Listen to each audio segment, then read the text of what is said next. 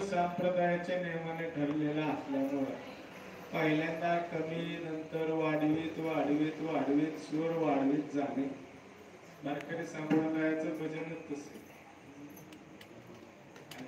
गायला येत नाही असं नाही ते एवढे विचारत माणसं बसली ते पण संप्रदायाचा नियम तू संप्रदायाचा आणि संप्रदायाचं प्रेम ते संप्रदायाचं प्रेम आईच्या हातचे भाजी भाकरीला जी चव आहे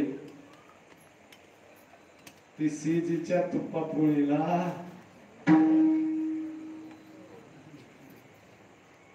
म्हणून संप्रदायाचे नियम पाळले पाहिजे.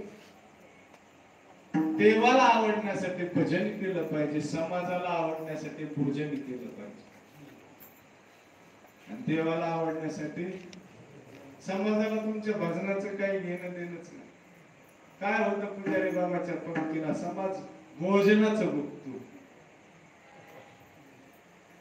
आणि भगवंत भोजनाचं बघत नाही, भगवंत भजनाचं बघतो.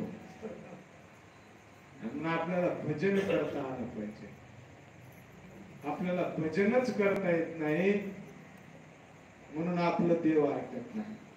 आपण आपल्याला आवडेल असंच करतो, देवाला आवडेल असंच करतच नाही. म्हणून मला सांगायचा मगाचा सिद्धांत राहिला 99% भीतीपुटीच देवाला शरण जातात. पाया पडण्याचं देव तुझं वाटूळ होईल, आमच्या नादी लागतो तो वाटूळ होईल. अरे तुम्ही महाराज आशीर्वाद देण्यासाठी झाले का शाप देण्यासाठी झाले? एका महात्म्याला पोराने थोडा त्रास दिला ते म्हणले तुमचं वाटूळ होईल. अरे तू वाटूळ करण्यासाठी महाराज झालास का चांगलं करण्यासाठी झालास? ज्ञानोबा तुकोबा इतका त्रास आहे का तुम्हाला? ते कधी म्हणले नाहीत कुणाचं वाटूळ व्हावा.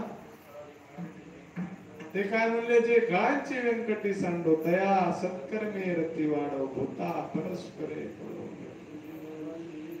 नामदेव महाराज म्हणले अकल्प आयुष्य व्हावे तया माझी आस का. आणि आपण वाटोळ होईल तुमचं भीती नका, हे आमच्या नादी लागू नका बरं का. तुमचं वाटोळ होण्यासाठी तुम्ही येत का कल्याण करण्यासाठी तुम्ही?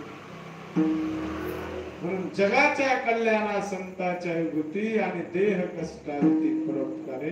दृष्टांत दिला की राजाच्या बायकोला राज्यामध्ये काय भीक मागायची पाळी येते का हो?